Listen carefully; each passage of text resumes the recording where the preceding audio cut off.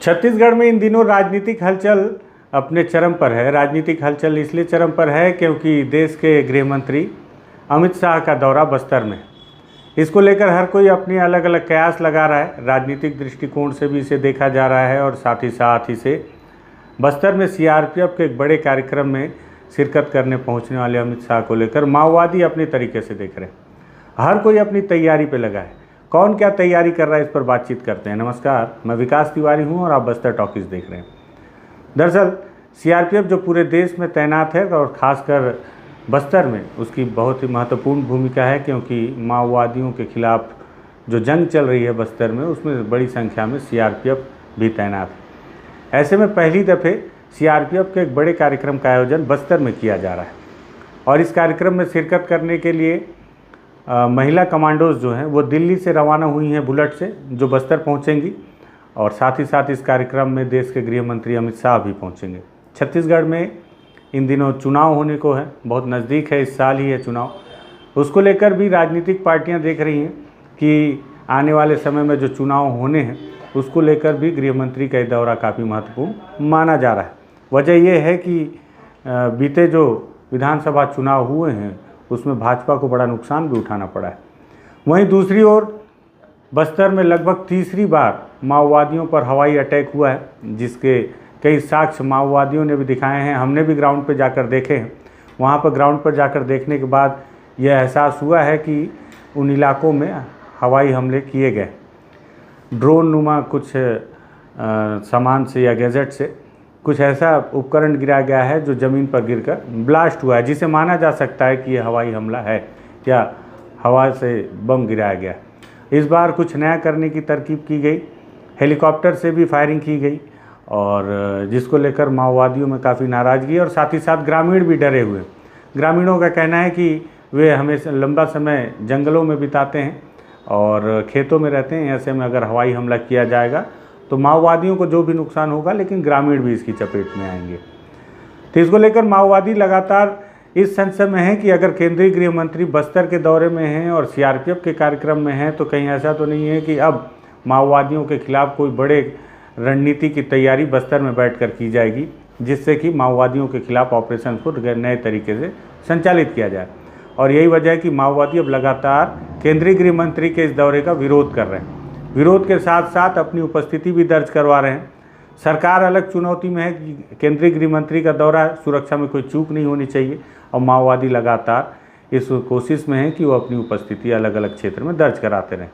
इसी के तहत आज कांकेर जिले के कोयलीबेड़ा क्षेत्र के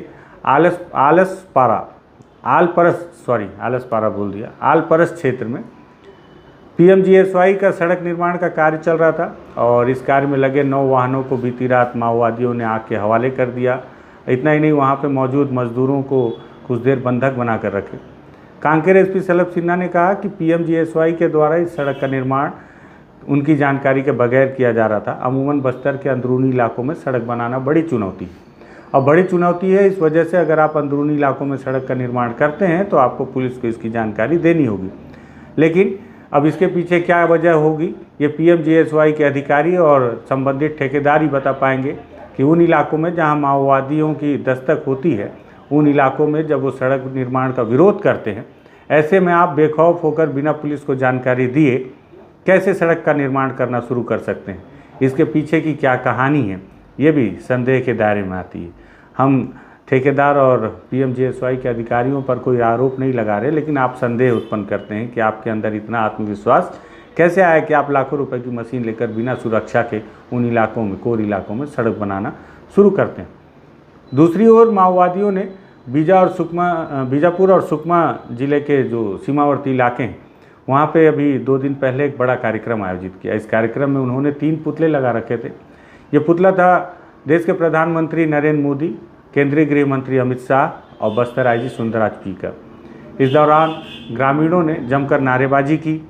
नारेबाजी में उन्होंने इन तीनों के खिलाफ में नारेबाजियां की और उस पुतले को आग के हवाले भी कर दिया। साथ ही साथ आग के हवाले करने के दौरान उन्होंने अपने देसी हथियारों से, जो पारंपरिक हथियार हैं, उससे उन पुतलों को काटने की कोशिश भी की, जिससे आप ये समझ सकते हैं कि जो ग्रामीण हैं उनके मन में इन तीनों को लेकर कितना गुस्सा भरा हुआ है। दरअसल इस कार्यक्रम के दौरान कुछ वर्दीधारी माओवादी भी नज़र आ रहे हैं और उनका जो नाट्य चेतना मंडली है वो भी इस रैली में शामिल है, जिससे पता चलता है कि ग्रामीणों के साथ साथ इस आयोजन में माओवादी भी बड़ी संख्या में मौजूद थे।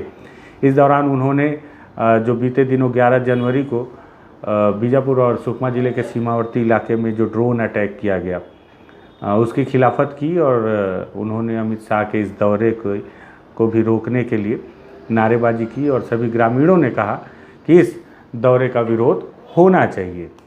और लगातार माओवादी अब इस कोशिश में, इस फिराक में हैं कि केंद्रीय गृह मंत्री के दौरे से पहले वो अपनी उपस्थिति इसी तरह से दर्ज कराते रहें और इस तरह से बड़ी घटनाओं को अंजाम दे सकें। तो केंद्रीय गृह मंत्री के दौरे से पहले अब सरकार के लिए, सुरक्षा बलों के लिए और इंटेलिजेंस के लिए बड़ी चुनौती है कि माओवादी कोई बड़ी घटना को अंजाम ना दे सकें। माओवादी इस फिराक में है कि वो बड़ी से बड़ी घटनाओं को अंजाम दें, जिससे कि वो बार बार अपने आप को और अपनी मजबूती और अपनी ताकत का एहसास कराने में सफल हो पाएँ। तीसरी ओर राजनीतिक पार्टियां इस कोशिश में हैं कि इस बात का पता लगा पाएँ कि केंद्रीय गृह मंत्री के इस दौरे से छत्तीसगढ़ में होने वाले चुनाव में भाजपा को कितना फ़ायदा मिल पाएगा। भाजपा इस कोशिश में है कि इस दौरे का लाभ वो कितना ले पाएगी। तो अमित शाह के दौरे को लेकर ये जानकारी थी और आज की घटना को लेकर ये जानकारी थी। वीडियो पसंद आया होगा तो इसको शेयर कर दीजिएगा। बस्तर टॉकीज़ को सब्सक्राइब कर दीजिएगा। धन्यवाद।